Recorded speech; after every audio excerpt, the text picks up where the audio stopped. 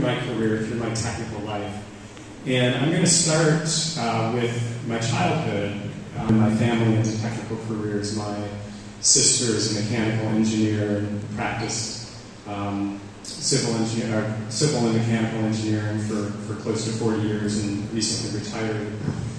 But having a father who was a professor, I was very lucky because during the summers he would take me into the university, and he was a physics professor, so he was a little bit absent-minded and wasn't always paying attention to what I was doing as a kid.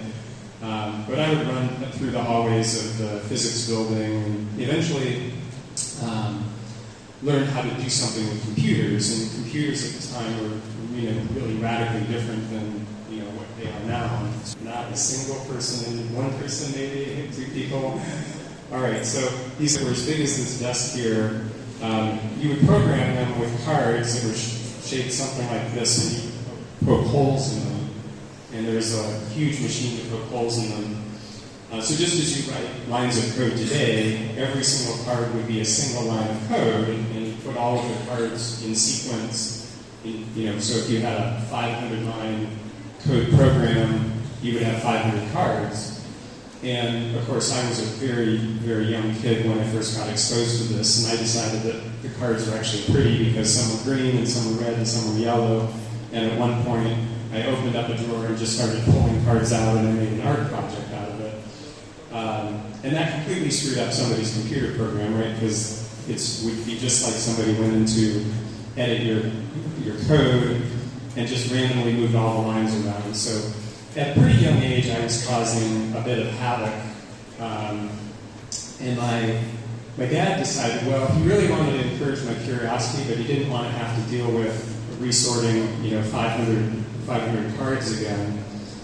So he ended up buying one of the first Apple Macintoshes. That was one of the very first personal computers. And one of the sub-lessons I want to say here is I'm incredibly grateful that he did that for me, like such gratitude, because for the next 3 years, while I was still a student, I would spend my summers playing video games on the computer. And back then there was no Nintendo, there was no Xbox. So me and my best friends, we would all sit around all summer long playing video games, and eventually two of us got kind of bored with playing video games and somehow got into an assembler that you could start basically changing the operating system on the Macintosh.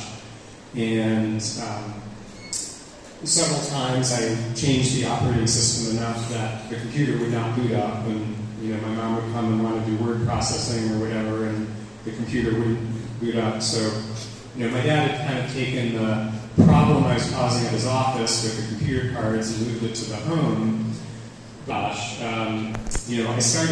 Me and my best friend, we started studying how the operating system was written.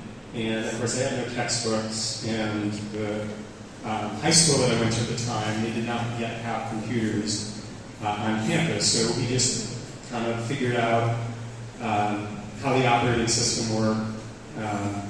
And